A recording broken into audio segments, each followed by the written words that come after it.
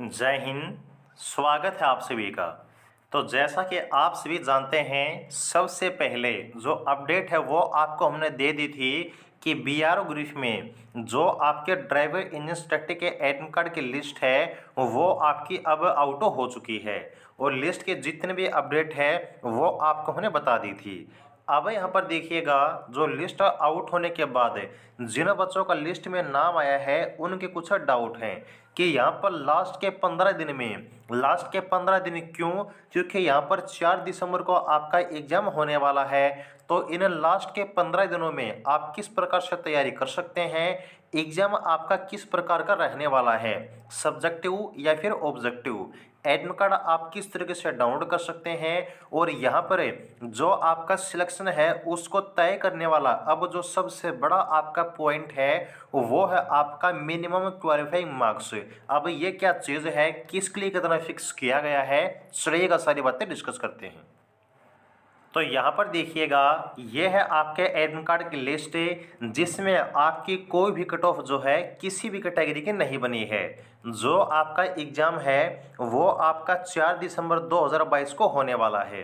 तो यहाँ पर देखिए, जो आपका एडमिट कार्ड है, जो आपका आधार कार्ड है, आपका पेन, आपका क्लिपबोर्ड, आपका फेस मास्क, ये सब आपको जो है अपने एग्जाम सेंटर पर 4 दिसंबर को लेकर जाना है।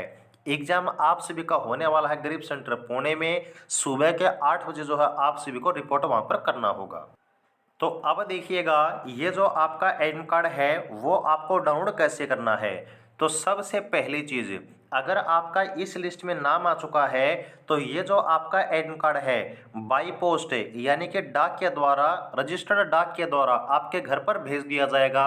लेकिन फिर भी बाई चांस मान लीजिए डाक विभाग की कुछ गलती की वजह से आपका एडमिट कार्ड आपके घर पर नहीं पहुंचता है तो भी आपको दिक्कत नहीं आएगी। दिक्कत क्यों नहीं आएगी? क्योंकि अगर आपका इस लिस्ट में नाम आ चुका है तो जिस पेज पर आपका नाम है उसका प्रिंट आउट आप लोग निकलवा लीजिएगा और एग्जाम सेंटर पर अपने आइडेंटिटी प्रूफ प्लस में फोटो आप लोग जरूर लेकर जाइएगा। उसके साथ आपको जो है एग्जाम एंट्री मिल जाएगी। अब यहाँ पर देखिए, टोटल जो है आपके 3697 जो कैंडिडेट हैं वो आपके एग्जाम के लिए बुलाए गए हैं। और मैं आपको बताना चाहूँगा कि अब तक चाहे बीआरओ ग्रेफ की किसी भी पोस्ट का एग्जाम हो, 100% जो आपकी अटेंडेंस है वो एग्जाम में कभी भी आपको देखने को नहीं मिली। मैं आपको पूरे विश्वास के साथ ये चीज़ बोल सकता हूँ कि इस 3697 में से लगभग आपके 3000 जो बच्चे हैं केवल वहीं आपका एग्जाम देने जाएंगे। अगर मैं बात करूँ इस अटेंडेंस के कंपैरिजन में आपकी वैकेंसी के बारे में, यहाँ पर देखिएगा, जो आपकी डीईएस की वैकेंसी हैं वो 499 वैकेंसी हैं। और मेरी एक बात और नोट कर लीजिए कि डीईएस की ये जो वैकेंसी है ना, इतनी भरपूर वैकेंसी शायद ही आपको कभी आने वाले समय में दोबारा देखने को मिले। क्योंकि इतनी वैकेंसी का सबसे बड़ा कारण है कि ये जो आपकी वैकेंसी है वो पहले आपकी एग्जाम होने के बाद धांधली की वजह से कैंसिल हो गई थी। दोबारा से नई वैकेंसी प्लस में पिछली वैकेंसी ऐड होकर जो है ये वैकेंसी आपको देखने को मिली है। तो अगर आपका लिस्ट में नाम आ चुका है, इससे बड़ी अपॉर्चुनिटी शायद ही आपको कभी देखने को मिलेगी। क्योंकि बीआरओ ग्रुप में जो कंपटीशन है ना वो बिल्कुल आपका जीरो है, बिल्कुल नए के बराबर है। और इन 15 दिनों में भी आप बिल्कुल आराम से जो तैयारी है अपने एग्जाम की वो आप लोग कर सकते हैं। अब तैयारी के लिए आपको क्या करना होगा, क्या पढ़ना होगा, कैसे पढ़ना होगा, वो सुन लीजिएगा।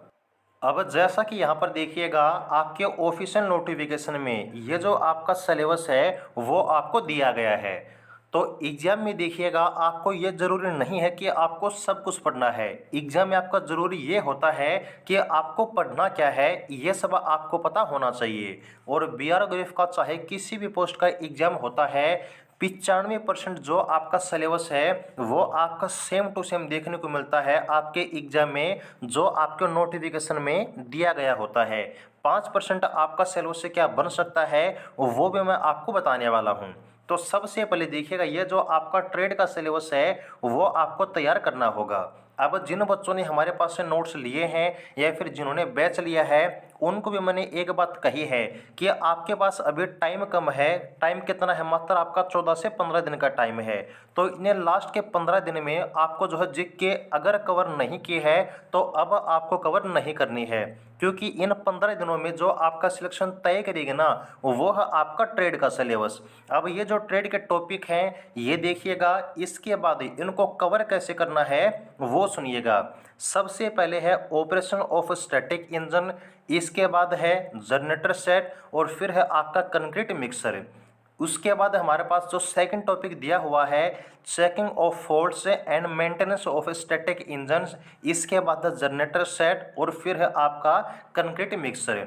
इसके बाद है आपका यूज ऑफ फ्यूल्स, देन आपका oils and lubrication in static engine और फिर है आपका जनरल नॉलेज।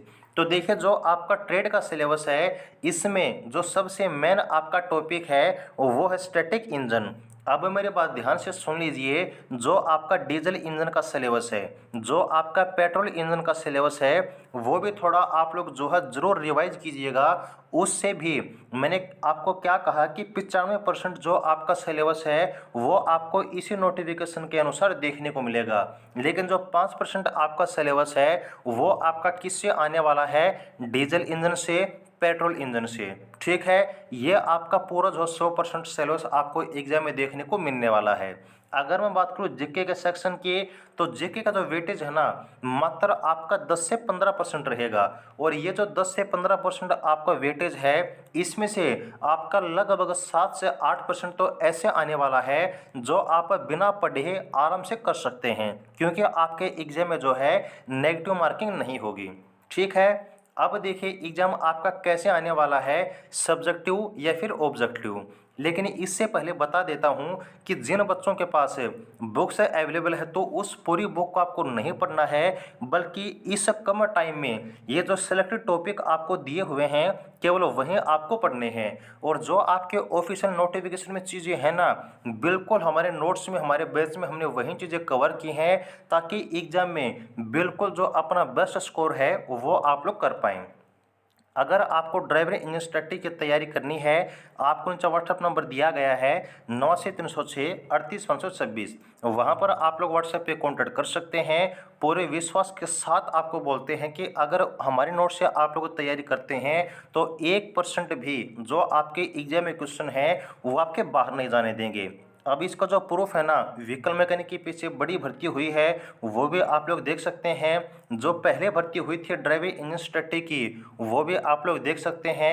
एसकिट की आप लोग देख सकते हैं। आपके एग्जाम से जस्ट पहले मैसन की, नर्सिंग असिस्टेंट की या फिर प्रीवियस वैकेंसी आप लोग ड्राफ्टमैन की, जितने वैकेंसी के एग्जाम आपके बिहार ग्रुप में दिए हैं उनमें कितने सिलेक्शन हमारे हैं उसका प्रूफ भी चैनल पर अवेलेबल है, वो आप लोग देख सकते हैं। और 499 में से जो आपके बम्पर सिलेक्शन है वो इस भर्ती में आपको हम दिखाने वाले हैं, तो इसलिए बिल्कुल जी जान से आपको अभी तैयारी में जुट जाना है।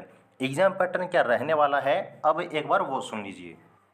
तो यहाँ पर देखिएगा, आपके ऑफिशियल नोटिफिकेशन में जो एग्ज़ाम का पैटर्न है वो आपको यहाँ पर बताया गया है। आपकी भर्ती से पहले जो मैसन का या फिर नर्सिंग असिस्टेंट का एग्ज़ाम हुआ था वहाँ पर भी मैंने जो एग्ज़ाम का पैटर्न है वो पेपर से पहले ही बता दिया था, और सेम पैटर्न आपको एग्ज़ाम में देखने को मिला था। अब भी मैं आपको बताता हूँ कि जो आपका ड्राइवरिंग इंजन स्टडी का पैटर्न है वो किस प्रकार से रहने वाला है। बीआरओग्राफ क्या कहता है कि जो आपका क्वेश्चन पेपर है, यानी कि जो आपका एग्जाम है वो ऑब्जेक्टिव टाइप है या फिर सब्जेक्टिव टाइप है, या फिर आपका सब्जेक्टिव एंड ऑब्जेक्टिव दोनों ही टाइप का देखने को मिल सकता है। लेकिन आपका जो एग्जाम है डीएस का वो कैसा आने वाला है, वो है आपका ऑब्जेक्टिव टाइप। जो आपका एग्जाम है हाँ जी बिल्कुल एमसीक्यू बेस्ड है, यानी कि ऑब्जेक्टिव टाइप आएगा। जो आपका एग्जाम है उसमें कोई भी आपकी नेगेटिव मार्किंग नहीं रहेगी, ये आप लोग नोट कर लीजिए। जो क्वेश्चन का आपका वेटेज है कम से कम 50 और अधिकतम आपके 100, इसके बीच यानी कि इसके आसपास ही जो क्वेश्चन हैं वो आपको एग्जाम में देखने को मिलेंगे। जो टाइम है वो लगभग आपको जो है 1.5 से लेकर 3 घंटे तक आपको मिलने वाला है। ये है आपका एग्जाम का रिव्यू जो कि एग्जाम से पहले ही आपको हमने बता दिया है। ओके जी। तो एग्ज़ाम की तैयारी बिल्कुल आपको अच्छे तरीके से करनी है। ऐसा मौका मैं बार-बार बोलता हूँ कि दोबारा आपको कभी भी नहीं मिलेगा। वैकेंसी बम्पर है, बच्चे बिल्कुल न के बराबर हैं। अब यहाँ पर देखिएगा, कुछ बच्चे हैं जो एग्ज़ाम की तैयारी तो करेंगे, लेकिन वो आपके कट ऑफ में आने से पहले ही एग्ज़ाम से बाहर हो जाएंगे। वो एग्ज़ाम से बाहर क्यों होंगे? वो होंगे आपके इस पॉइंट की, देखिएगा, मिनिमम क्वालिफाइंग मार्क्स की वजह से। यहाँ पर क्या है, यूआर, ईडब्ल्यूएस, ओबीसी, इनको कम से कम 50%, एससी और एसटी को जो है 40%, यानी कि इन सभी को इतने नंबर तो लाने जरूरी हैं। इसका मतलब ये है कि जो कट ऑफ आपकी बनेगी ना, वो कट ऑफ तो आपकी बाद में डिसाइड की जाएगी। सबसे पहले ये देखा जाएगा कि आपने इतने नंबर एग्जाम में लिए हैं या फिर नहीं। और जो बच्चे इतने नंबर नहीं लेंगे ना, उनको तो पहले ही बाहर कर दिया जाएगा। उसके बाद जो बच्चे हैं उनकी कट ऑफ आपकी डिसाइड की जाएगी। तो कट ऑफ में आने से पहले आप लोग पेपर में अपना ये चीज़ ज़रूर देखिएगा कि आपने जो आपके मिनिमम पासिंग मार्क्स का क्राइटेरिया है, जो कट ऑफ है, वो पास की है या फिर नहीं। यह आपका सबसे बड़ा इश्यू है, जिसकी वजह से बहुत सारे बच्चे बाहर होते हैं और कई बार तो आपकी जो वैकेंसी हैं वो भी खाली चले जाती हैं। वो सिर्फ खाली जाते हैं आपकी इसी कारण की वजह से, क्योंकि बच्चे कम से कम जो नंबर हैं वो भी नहीं ला पाते हैं।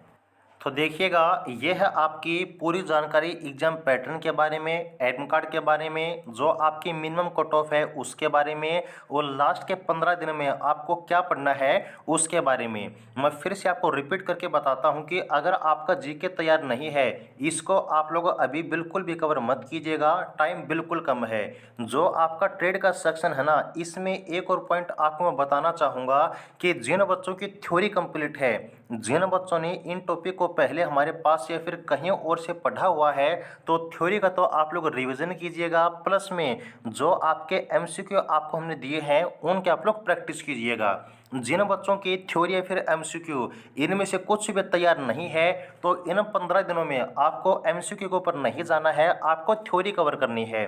थ्योरी क्यों कवर करनी है? क्योंकि देखिए, जो क्वेश्चन है ना, अगर मान लीजिए जो एग्जामिनर है वो उसको घुमाकर पूछ लेता है, तो उसका जवाब आप कभी भी नहीं दे पाएंगे। लेकिन अगर आपने थ्योरी को पढ़ा है, तो आपका क्वेश्चन चाहे एग्जामिनर कैसा भी बनाए, कैसे भी बनाए, उसको आप लोग आराम से सोल्व कर देंगे। तो जिन बच्चों ने पहले से कुछ तैयारी की है, उसमें आप थ्योरी को रिवाइज कीजिएगा, प्लस में एमसीक्यू की प्रैक्टिस कीजिएगा। जिन बच्चों ने कुछ भी नहीं पढ़ा है, जीके को आप लोग जो है अब कवर नहीं करेंगे, ना तो आप एमसीक्यू कवर करेंगे, आप सिर्फ और सिर्फ जो थ्योरी का सेक्शन है उसको कवर कीजिएगा। ठीक है जी। और जो आपके ट्रेड में टॉपिक दिए हुए हैं इनको ही कवर कीजिएगा। जो आपका 5% मैंने मिसलेनियस बताए है ना, वो भी उनको कवर करना है जिन्होंने पहले कुछ तैयारी कर ली है। जो नए बच्चे हैं जिन्होंने कुछ भी नहीं पढ़ा है, सिर्फ और सिर्फ ये जो आपके टॉपिक का ट्रेड के, वो आपको थ्योरी के अनुसार कवर करने हैं। और यही चीज़ आपको जो हम नोट्स में देने वाले हैं, ताकि जिन बच्चों ने पहले तैयार की है या फिर नई तरीके से अब 15 दिन में तैयारी करने वाले हैं, बिल्कुल आराम से सब कुछ आप लोग जो है पढ़ सकते हैं। ओके। तो नोट्स के लिए जो है आप लोग व्हाट्सएप पे कांटेक्ट कर सकते हैं, आपको पूरी प्रोसेस बता दी जाएगी। और जो एसकेट वाले कैंडिडेट हैं वो भी आप थोड़ा सा सब्र कीजिएगा, बिल्कुल इसी नवंबर में आपको जो है अपने एडमिट कार्ड की लिस्ट देखने को मिल जाएगी। ठीक है जी।